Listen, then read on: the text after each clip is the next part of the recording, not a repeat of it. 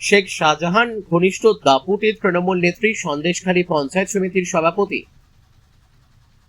রৌফান ইয়াসমিন বাড়িতে এসটিএফ এর হানা। সন্দেশখালীর মণিপুরের দুই তৃণমূল নেতার বাড়ি তল্লাশির পর বাড়ি লাগোয়া পুকুর থেকে বিপুল পরিমাণে আগ্নেয়াস্ত্র উদ্ধার করার পর এবার হানা পঞ্চায়েত সমিতির সভাপতির বাড়িতে। ভোট পরবর্তী হিংসা, একাধিক অভিযোগ, এলাকায় সন্ত্রাস, আতঙ্ক সৃষ্টি, মারপিটের মদত দিয়েছিলেন এই সভাপতি।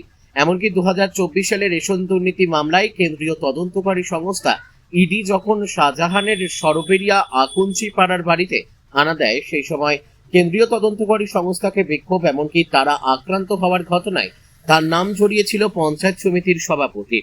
বসিরহাট থেকে প্রদীপ সরকারের রিপোর্ট, বিগ নিউজ বাংলা। মানে তো কোটি কোটি টাকার তছরুপির নথিপত্র পাওয়া যেতে পারে, মেশিনপত্র পাওয়া যেতে পারে,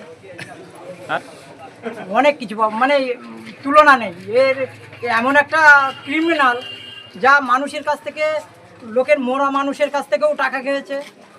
তাছাড়া কাটমানি নদীর চর থেকে শুরু করে এদের জন্য কড়া স্টেপ নেওয়া হোক। এদের অত্যাচারে, রবিনের ভাইয়ের অত্যাচারে, গোপাল দাস, এদের অত্যাচারে সারা গ্রাম ভয়ে কম্পিত। কেউ ভয়ে বাড়িতে থাকতে পারে না, কারো স্বামী নিশ্চিন্তে ঘুমোতে পারে না, কারোর কোলের বাচ্চা রাতের পর রাত নিয়ে কাটাতে পারে না, কারণ এরা রাতের অন্ধকারে স্বামীদেরকে ডেকে নিয়ে গিয়ে মার্ডার করছে। কারো পা ভেঙে দিচ্ছে, কারো হাত ভেঙে দিচ্ছে, কারো স্বামীকে মারছে, এমন বলতে গেলে বলছে মুন্ডু নিয়ে খেলা করবে। এমনও পর্যন্ত দিন গেছে 2024-এ আমাদেরকে বাড়ি ছাড়া হতে হয়েছে। দিনের